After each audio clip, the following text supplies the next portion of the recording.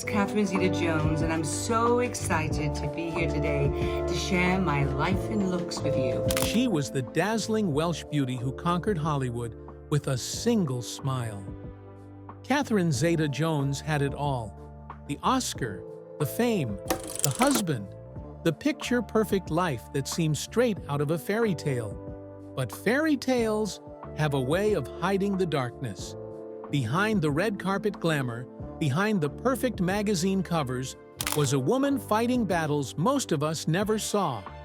And some she still carries to this day. From crushing health struggles to family heartbreak. From the relentless pressure of fame to the cracks it created in her private life. Catherine's journey hasn't been the flawless Hollywood dream it appeared to be. And at 55, the truth of her story is far more complicated and far more heartbreaking than anyone imagined. Those who've worked with her say they always sensed a certain fragility beneath her strength, a vulnerability she worked hard to keep hidden from the cameras. Friends describe moments of light and laughter, but also quiet nights filled with tears, fear, and uncertainty. And as the years passed, that private pain began seeping into the public eye. Her struggles weren't just personal, they were splashed across headlines. But those headlines only scratched the surface. What Catherine endured, and continues to endure, is a story that reaches far beyond Hollywood. It's about survival, resilience, and the heavy price of the life she built. Catherine Zeta-Jones' story began far from the glitz of Hollywood. She was born in Swansea, Wales in 1969, the daughter of a seamstress and a factory owner. Her upbringing was modest, but there was always music in the air, and Catherine was drawn to the stage from the moment she could walk. By the time she was a teenager, her talent was undeniable. She sang, she danced, she acted, and she carried herself with a poise far beyond her years. The local press dubbed her a star in the making, and it wasn't long before London's theatre scene took notice. At just 15, Catherine left home for the West End, performing in musicals and catching the attention of casting directors who saw something magnetic in her. It wasn't just her beauty, though that was striking. It was the way she could command a stage without saying a word. Her big television break came in the early 1990s with the hit British series The Darling Buds of May, where she played the charming and spirited Marital. Overnight, she went from being a promising stage actress to a national sensation. But Catherine wasn't content with UK fame. She set her sights on Hollywood, a move that would change her life forever, for better and worse. When she landed the role of Elena in The Mask of Zorro opposite Antonio Banderas in 1998, she became an international star almost instantly. The combination of elegance, fire, and undeniable screen chemistry turned her into one of the most sought-after actresses in the world. But as her career soared, so did the pressures, and the seeds of the struggles that would one day haunt her were quietly taking root. It was 1998 when Catherine's life took a turn straight out of a romantic drama. While promoting The Mask of Zorro, she met actor Michael Douglas at the Deauville Film Festival in France. He was already a Hollywood legend, with a string of box office hits and 2 Oscars under his belt. She was the rising star everyone was talking about. The story goes that Michael, never one to waste time, approached her at a dinner and famously said, "You know, I'm going to be the father of your children." Catherine laughed, but less than 2 years later, that bold statement had come true. In November 2000, Catherine and Michael married in a lavish ceremony at the Plaza Hotel in New York. The guest list was a who's who of Hollywood and royalty: Tom Hanks, Jack Nicholson, Sharon Stone, even former U.S. President Bill Clinton. It was the kind of wedding that looked perfect in glossy magazines, and to the outside world, Catherine's life now seemed complete. Career success, a devoted husband, and soon 2 beautiful children, Dylan and Karis. But behind the scenes, reality was more complicated. The couple faced intense media scrutiny from the start. Their 25-year age gap became tabloid fodder, with critics speculating about their future. Catherine brushed it off publicly, insisting that love knows no age. But privately, the whispers and judgment weighed heavily on her. Then came the constant travel, long shooting schedules, and the balancing act of being both a mother and an A-list actress. Catherine wanted to be present for her children, but also feared stepping away from Hollywood's spotlight for too long. She knew how quickly the industry could move on to the next big thing. Adding to the pressure, Michael had his own set of challenges. Years before, he had battled alcoholism, and in 2010, he would face a devastating cancer diagnosis. Catherine stood by him through it all, but the emotional toll of supporting a sick spouse while managing her own demanding career began to take its toll on her mental health. Still, to the public, the couple was the embodiment of a Hollywood power marriage. Red carpets, designer gowns, million-dollar smiles, it was a picture-perfect life. But those who knew Catherine well could see the cracks beginning to form. The weight of expectation, the relentless media attention, and the private storms she weathered behind closed doors were slowly chipping away at the fairy tale. For years, Catherine Zeta-Jones carried herself as if she were untouched by the pressures of fame. The grace, the poise, the dazzling confidence, it all seemed effortless. But in reality, she was fighting an invisible battle that very few people knew about. In 2011, the world learned the truth. Catherine publicly revealed that she had been diagnosed with bipolar II disorder, a condition that causes severe mood swings ranging from deep depression to intense, though less extreme, highs. It was a revelation that shocked fans and the media alike. The news came shortly after her husband, Michael Douglas, announced he was battling stage 4 throat cancer. While Catherine devoted herself to his care, the stress, fear, and exhaustion pushed her mental health to the breaking point. The constant worry about his survival, the sleepless nights, and the need to appear strong for her children created a pressure cooker she couldn't escape. Eventually, she made the difficult decision to check herself into a mental health facility for treatment. It was a bold, brave move, but in Hollywood, where image is everything, it also opened her up to public scrutiny. Some tabloids sensationalized the story, focusing on the drama instead of the courage it took to speak openly about her condition. But Catherine didn't hide. In interviews, she began to advocate for mental health awareness, telling People magazine, "There is no need to suffer in silence. Mental health is just as important as physical health." While her honesty inspired countless fans, it also came at a cost.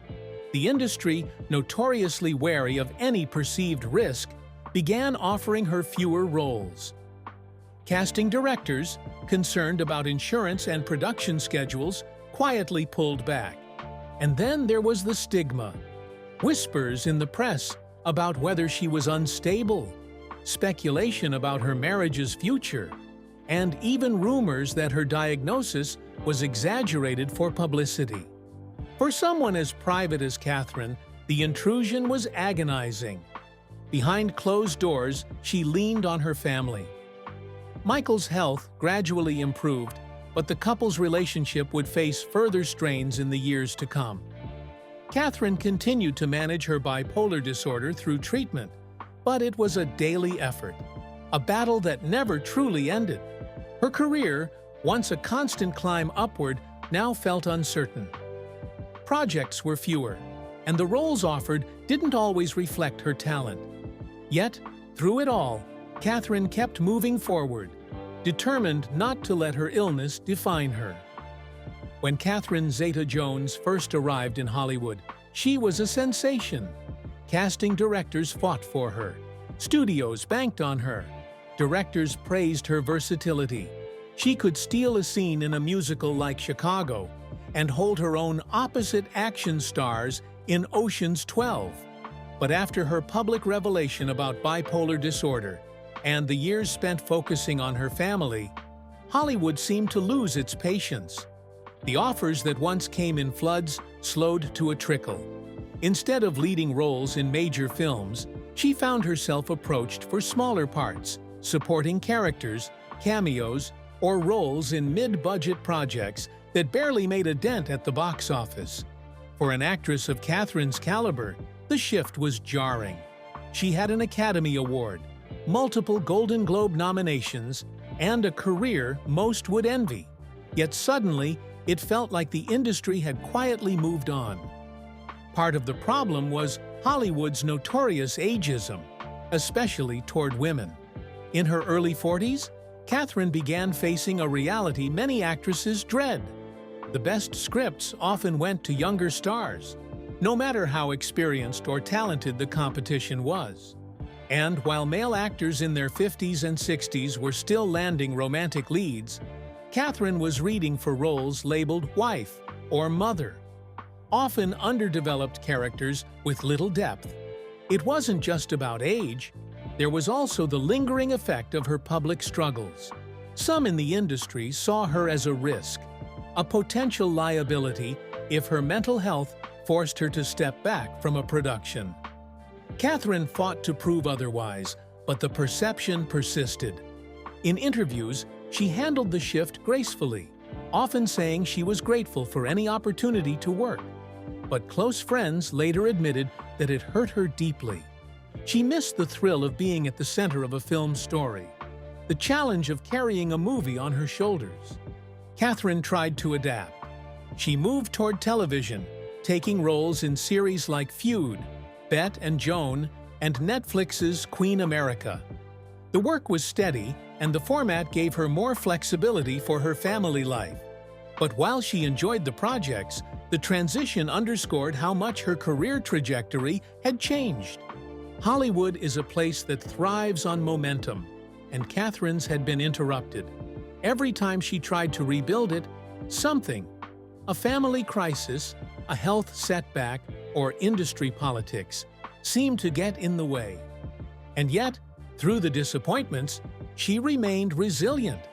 If her days of headlining blockbuster films were over, she would redefine what success looked like for her. But privately, the combination of career frustration, health struggles, and the strain of maintaining a high-profile marriage began to weigh on her more than ever. From the outside, Catherine Zeta-Jones and Michael Douglas seemed like Hollywood's unshakable golden couple.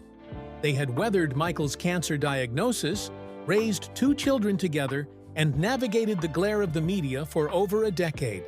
But by 2013, cracks in their relationship were no longer whispers. They were headlines. Reports surfaced that the couple had quietly decided to take time apart. For Catherine, the separation was deeply painful. She had always valued privacy, and the thought of her marriage troubles playing out in tabloids felt unbearable. The media speculated endlessly. Was it the stress of Michael's illness? The age gap finally catching up to them? Or the strain of Catherine's public battle with bipolar disorder? The truth, as is often the case, was more complicated. Friends close to the couple said that years of constant challenges, health crises, career setbacks, and relentless media attention had created a distance between them. Michael's recovery from cancer had been miraculous, but the emotional toll lingered. Catherine, meanwhile, was still trying to regain her footing in Hollywood while managing her own health. Living under the same roof, but on different emotional wavelengths, they found themselves drifting apart. And instead of clinging to each other, they chose to take a step back. During their time apart, Catherine retreated into family life, focusing on her children and personal well-being. She avoided public events unless necessary and kept her social media presence minimal. But the separation wasn't the end. After several months, the couple quietly reconciled, deciding their bond was worth fighting for. They renewed their commitment to each other, with Michael later telling the press, "We're stronger than ever." Still, The experience left a mark on Catherine. She had seen how quickly even the strongest relationships could fracture under pressure.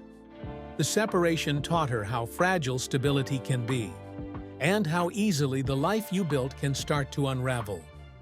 Even after their reconciliation, she knew that life's challenges weren't done with them.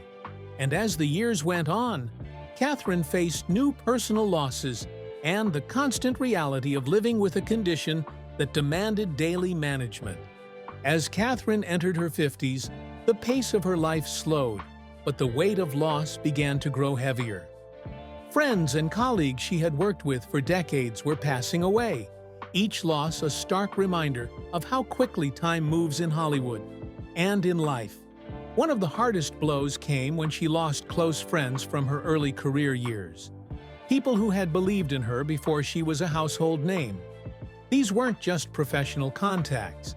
They were the ones who had seen her at her most vulnerable, celebrated her wins in private, and reassured her when she doubted herself. Then came the passing of family members back home in Wales. While Catherine had built a life in the United States, she had always carried her roots with her, returning often to Swansea. Losing loved ones there created a deep ache, a reminder that no amount of fame or fortune could bridge the distance between her glamorous present and the humble beginnings she cherished. These losses, combined with the ongoing effort to manage her mental health and protect her marriage, made Catherine more reflective. She began to speak openly about the need to prioritize what truly matters, telling interviewers that she had learned to value time, health, and personal connections over career accolades. It wasn't that she had stopped loving her craft. Acting still brought her joy, but she had learned that Hollywood's validation was fleeting. The applause faded, the awards gathered dust, and the industry always had its eyes on the next rising star. In quieter moments, Catherine found herself leaning into the simple things, spending unhurried mornings with her children, cooking meals at home, walking her dogs, and visiting her home country whenever she could. She also began mentoring young actors, offering the kind of guidance she wished she had been given early on. It was a way of passing on her hard-earned wisdom, not just about acting, but about surviving the emotional toll of fame. Yet, even in these moments of peace, the shadow of her struggles never completely disappeared. Mental health is not something one overcomes and forgets. It's something you live with, manage, and adapt to every day. Catherine understood that better than most, and she used her platform to remind others that vulnerability is not weakness. At 55, Catherine Zeta-Jones is more than the glamorous star Hollywood fell in love with decades ago. She is a woman who has weathered storms most of us could never imagine. Mental health struggles, the strain of a high-profile marriage, career setbacks, and the heartbreaking loss of loved ones. And yet, she continues to stand tall. Her smile, often mistaken for effortless elegance, is in fact the smile of someone who has fought for her place, her peace, and her purpose. Behind every red carpet appearance and every carefully chosen role is a survivor who refuses to let the hardships define her. Catherine's story isn't just about tragedy. It's about resilience. It's about finding strength in vulnerability, redefining success on her own terms, and showing that even in a business obsessed with youth and perfection, authenticity still shines the brightest. But what do you think? Has Hollywood given Catherine Zeta-Jones the respect she's earned, or has the industry been too quick to overlook her? Drop your thoughts in the comments. I'd love to hear your take. And if you want more revealing, in-depth stories about the stars you thought you knew, make sure to hit that subscribe button and turn on notifications. Because the truth behind Hollywood's brightest names is often found in the shadows, and we're here to bring it into the light.